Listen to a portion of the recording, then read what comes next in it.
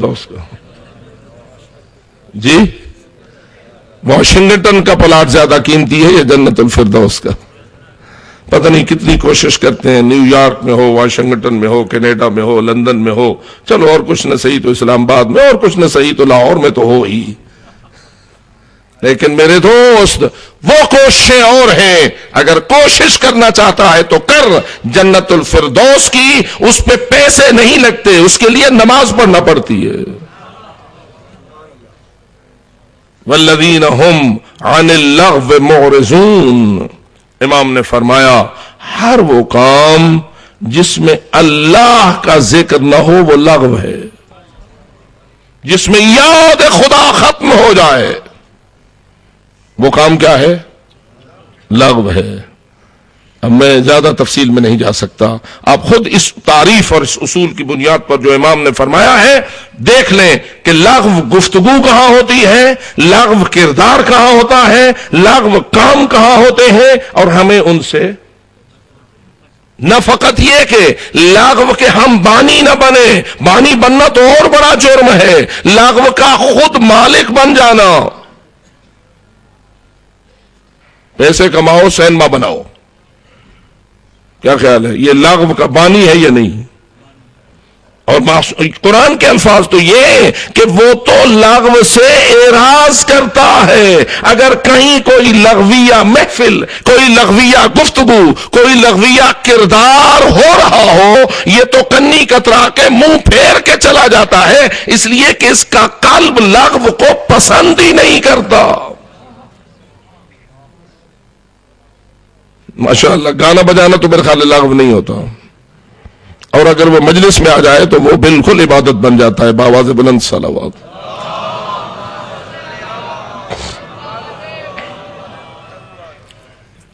کچھ باتیں تلخ بھی ہو جاتی ہیں، اللہ کرے کہ آپ کا ذائقہ کڑوا نہ ہو جائے. بآواز بلند صلوات.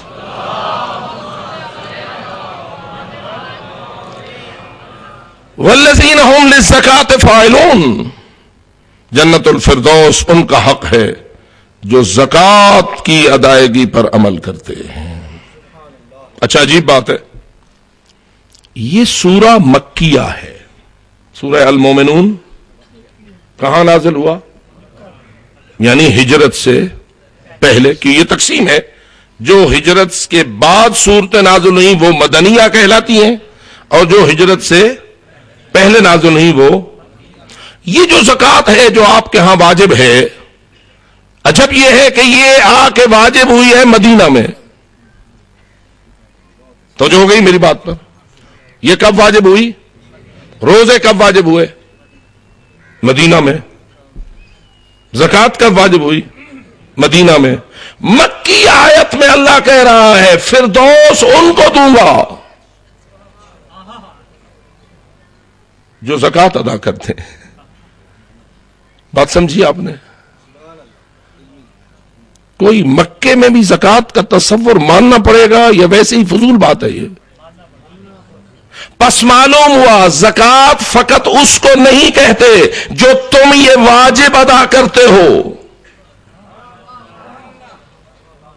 یہ نصاب، یہ گندم کا نصاب، یہ اونٹوں کا نصاب، یہ گائے کا نصاب، یہ بھیڑ بکریوں کا نصاب، یہ دراہم و دنانیر کا نصاب، اور اس کا اتنا حصہ، اور اس کا یہ طریقہ، اور اس کے یہ سارے، یہ جو سسٹم ہے زکوٰۃ کا باقاعدہ ہونا، یہ باقاعدہ تو کی گئی ہے مدینہ منورہ میں، لیکن زکوٰۃ پہلے سے تھی. یعنی کیا مطلب؟ ایک زکوٰۃ واجب ہوتی ہے اور ایک زکوٰۃ مستحب ہوتی ہے. اور اس لیے مفسرین نے لکھا پہلے ایسا ہوتا تھا کہ اللہ کی راہ میں خرچ کرنے کو زکوٰۃ کہتے تھے، اور جب اس معنی میں زکوٰۃ آ جاتی ہے تو جو آپ کی اصطلاحی زکوٰۃ ہے اس سے لفظ زکوٰۃ کا دائرہ وسیع ہو جاتا ہے. ذرا توجہ رہے میرے الفاظ پر.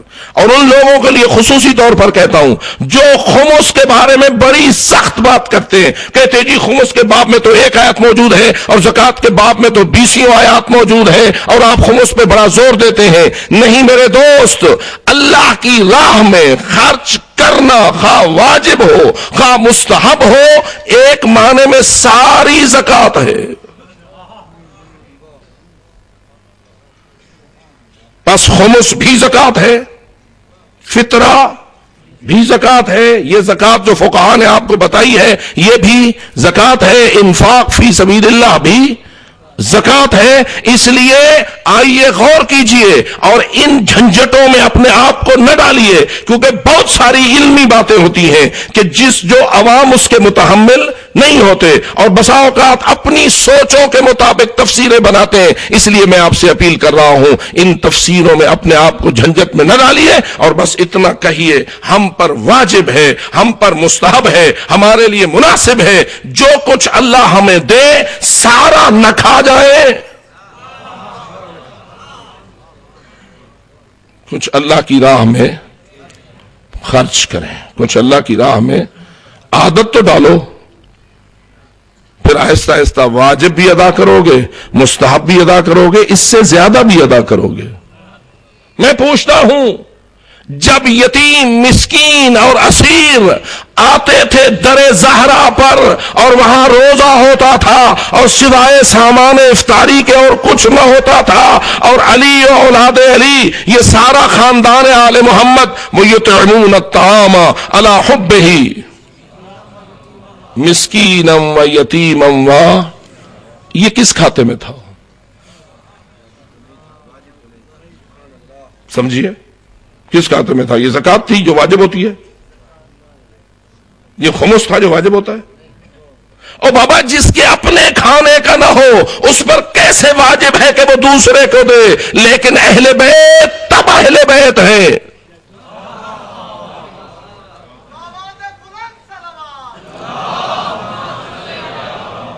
اور ایک جملہ یہ بھی کہنے کی سعادت حاصل کروں، قرآن سورہ دہر میں کہتا ہے وَيُوفُونَ بِالنَّذْرِ، ان ہستیوں نے اپنی نظر کو وفا کیا تھا. آپ مجھے فرمائیں، سنتے رہتے ہیں ہمیشہ اس آیت کی تفسیر کو، نظر کیا مانی تھی؟ روزے کی یا افطاری کو راہ خدا میں دینے کی؟ نظر کیا تھی؟ روزے کی. اور یہ جو کچھ دے دیا یہ نظر کے اندر دیا یا نظر سے اوپر دیا؟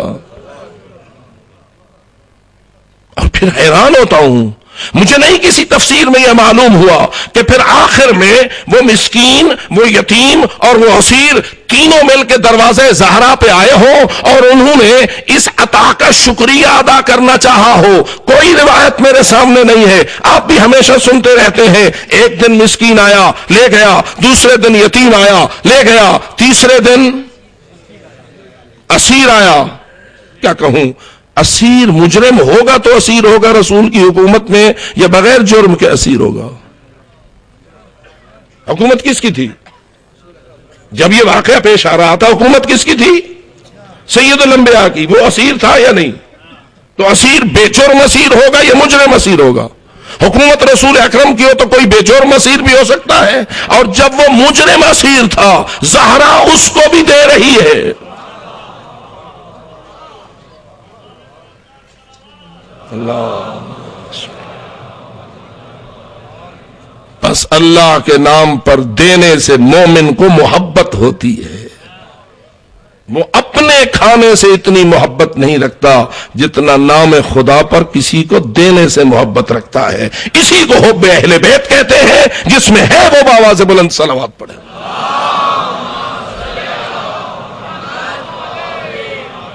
بس اس لیے اے آل محمد کے غلاموں، سیکھو راہ خدا پہ دینا، سیکھو محمد و آل محمد کی خوشنودی کے لیے دینا کہ رضا محمد و آل محمد میں رضا خدا ہے.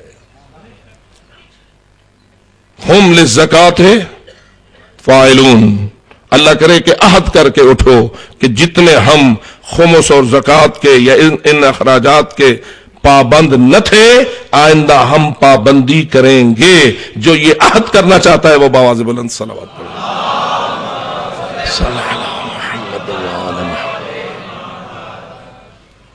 آگے معاشرتی اخلاقی روش کو مومن کی ثابت کرنے کے لیے اللہ کہتا ہے والذین ہم لفروجہم حافظون.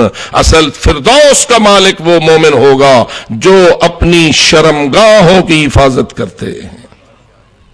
یاد رکھو میرے دوستو، بھوک اور پیاس اتنا انسان کے لیے مشکل نہیں پیدا کرتی جتنی کہ شہوت انسان کے لیے مشکل پیدا کرتی ہے۔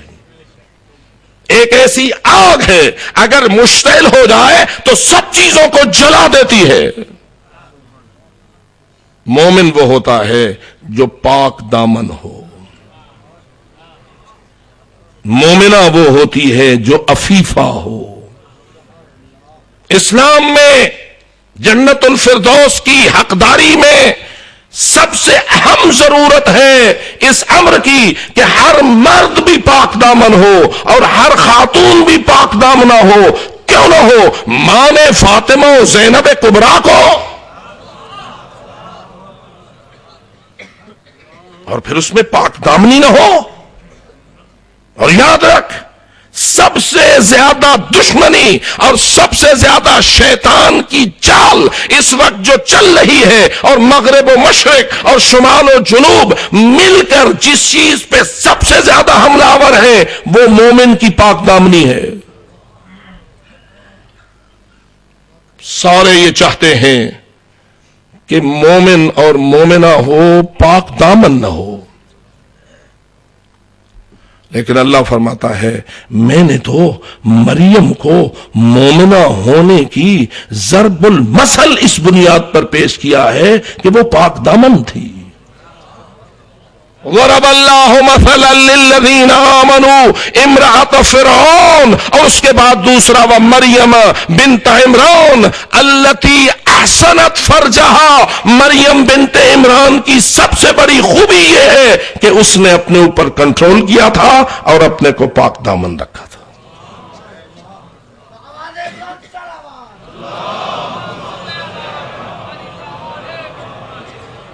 اس لیے قرآن مجید نے اس موضوع کو ذرا زیادہ کھول کر بیان کرنا پسند کیا اور فرمایا والذین هم لفروجهم حافظون الا على ازواجهم او ما ملكت ايمانهم فانهم غیر ملومین۔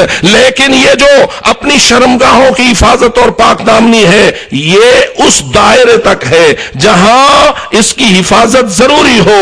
دو چیزیں ایسی ہیں کہ جن کی کوئی ملامت نہیں ہے، ایک ازواج اور ایک ما ملکت ایمانہم۔ گویا قرآن